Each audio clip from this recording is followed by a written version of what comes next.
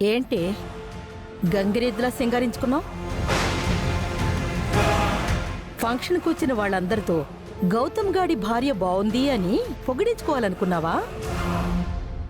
లేదండి, నేను సింపుల్గా రెడీ అవుతుంటే గౌతమ్ గారు ఒప్పుకోలేదు. పట్టుబట్టి ఇలా రెడీ చేయించారు. నేను చెప్పింది గుర్తుంది కదా? ఈ రోజే నీకు ఆఖరి రోజు. బారసాలైపోగాని ఈ రాత్రికో లేదా రేపొద్దునుకో నువ్వెళ్ళి తీరాలి.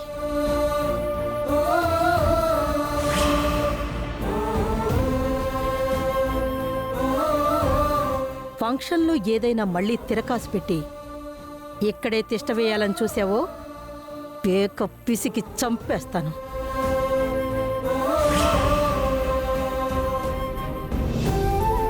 కష్టపడి కన్నావు కదా, ఈ ఆఖరి రోజు నీ కొడుకుని నీ దగ్గరే పెట్టుకో. తర్వాత వీడు నాకే సొంతం.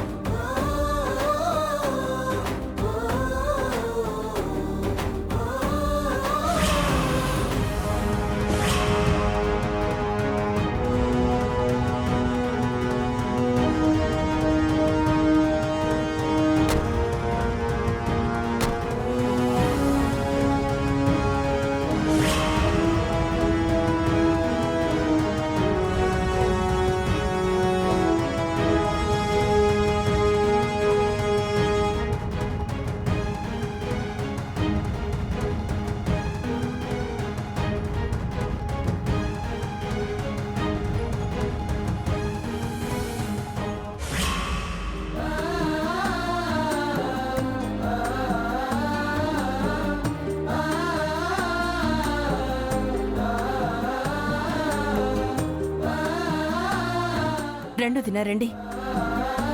రా శ్రావ్య, అతిథిరా.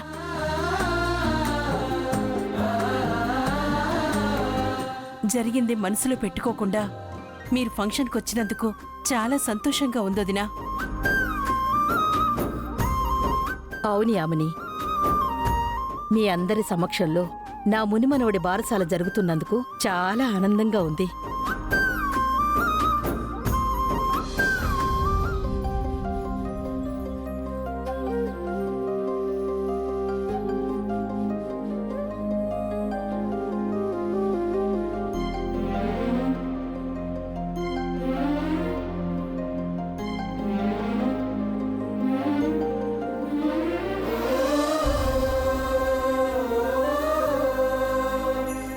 ఎలా ఉన్నావమ్మా?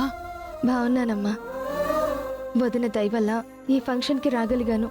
అవునమ్మా, నేను బాధపడుతుంటే అహల్య నిన్ను పిలవటానికొచ్చింది. అవును యామిని, రవి నందు రాలేదేంటి? మాట వరుసకు అడుగుతున్నారా లేక మర్యాద కోసం అడుగుతున్నారా?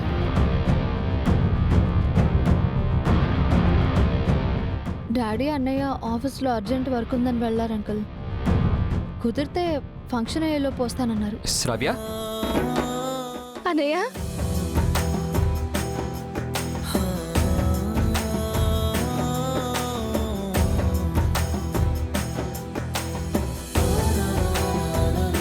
ఫంక్షన్కి వచ్చినందుకు చాలా థ్యాంక్స్ అమ్మా. ఏ థ్యాంక్స్ నాకు కాదు, వదినకి చెప్పు.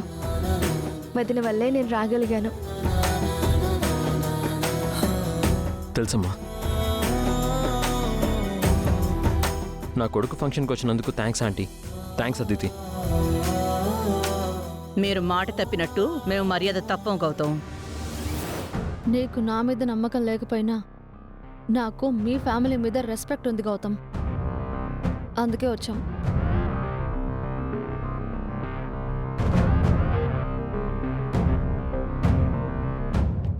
అతిథి,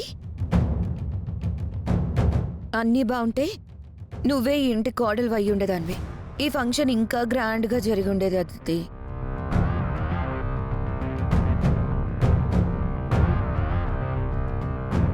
అవునవును, మాకు అదృష్టం లేకో మీకు అదృష్టం లేకో అదితి ఇంటి కోడలు కాలేకపోయింది.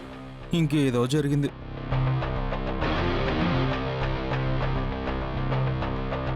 అన్నయ్య, వదిన బాబు ఎక్కడా? వాళ్ళు పైన ఉన్నారమ్మా.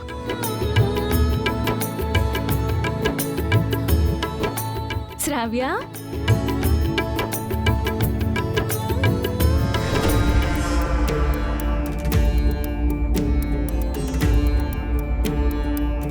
మామ్, నువ్వు చెప్పిన వరాలు ఎక్కడా?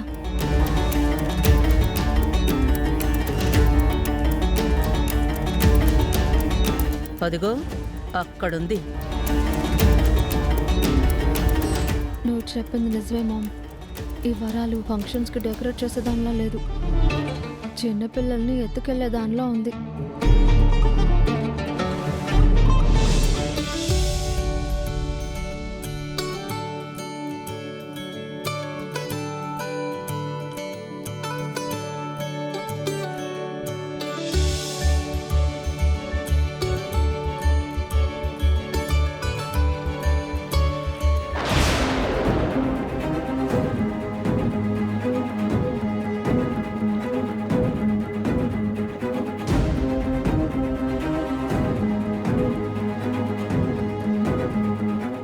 ఏమైందండి?